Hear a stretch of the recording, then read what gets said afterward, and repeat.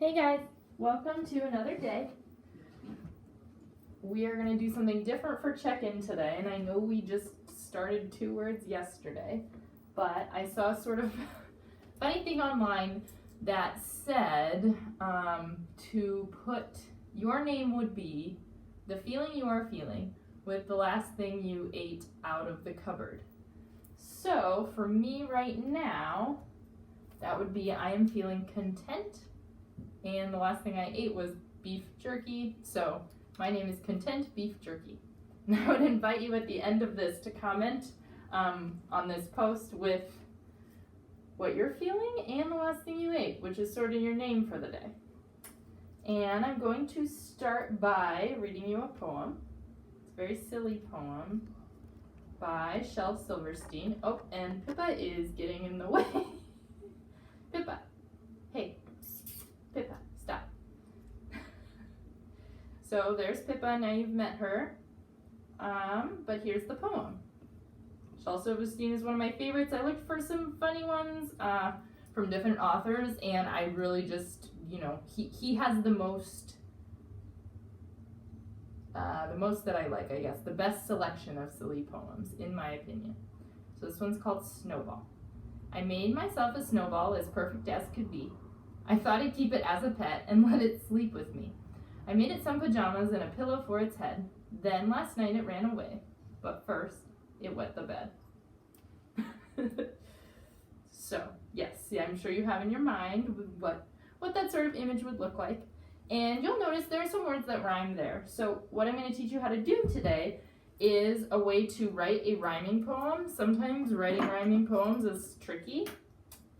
And I'm going to show you how to make it less tricky. So we're going to start with something simple, and we're kind of trapped in our house except for the little outside time that we get each day, right? We're not supposed to go anywhere. So we are going to do we're going to call this an I see poem. So I'm going to look around and kind of think of things I see.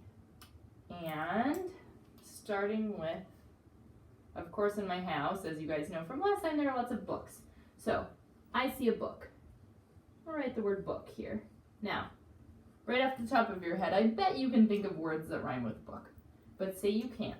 So you would have a line down your page that has the alphabet. And if you wrote ayuk, that's not a word. Book is your word you start with. Here we go. Cook. Is that a word? Yes, yay. Duck. Euk. Fook. Gook. Hook. 2 words right here.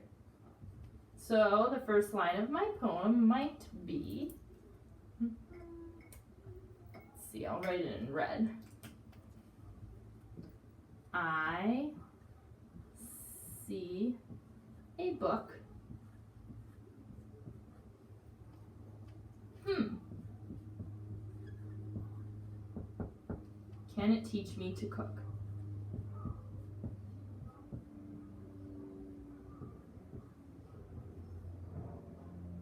Uh-oh, I'm running out of space. Now, I wrote sideways because it's all really supposed to fit on one line, but I couldn't. But you guys get the point. I see a book. Can it teach me to cook? All right, we'll do another word.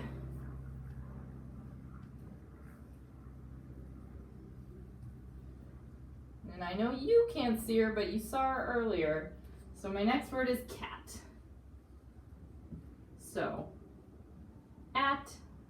Yes, bat, dat, not a word. If I wrote at here, that would actually say eat, but you guys get the point. Oh, fat, yes. Gat, not a word. Hat.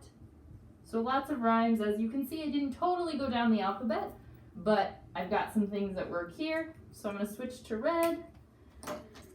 I'm going to say, I see a cat.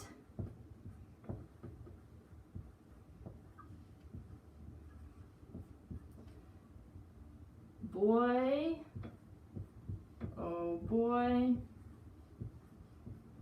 is she fat?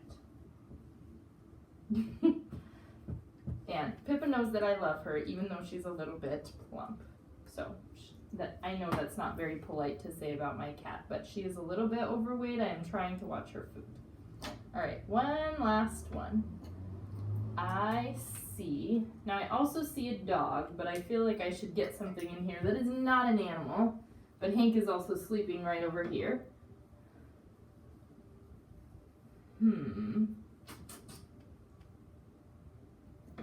Ah, a light. Okay, so light. So, no, bite. Now, if I'm going like this, that would not be how you spell bite. You would spell bite, B-I-T-E. But do light and bite rhyme, even though they're not spelled the same? Yes. Ooh, kite, or sight, right? So that works. Dite, nope. Fight works. Oh my goodness, height. Now that one's got a tricky E in there. There are lots of things that rhyme with light already. So, the next line of our poem, I see a light.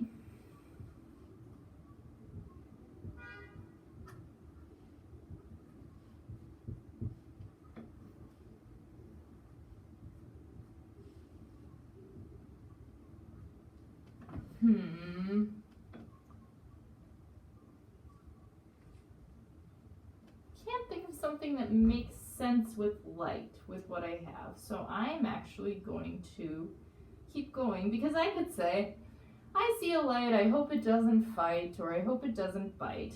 But that's just me making rhyming words, which is okay when you're first practicing how to write poems, but I've been writing poems for a little while, so I should probably try to make something that makes more sense.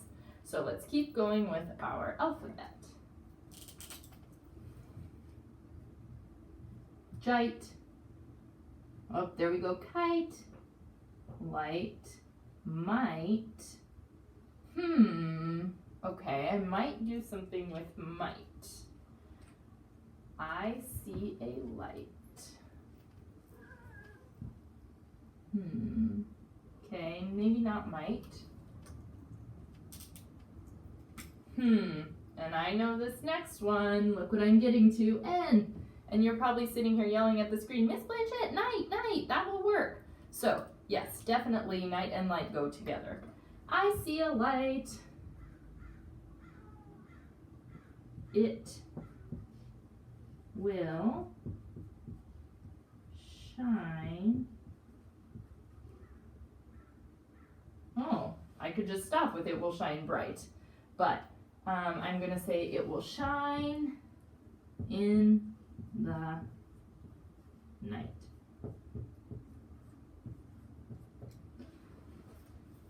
So that's sort of the process of how you would think of rhyming words if you're stuck.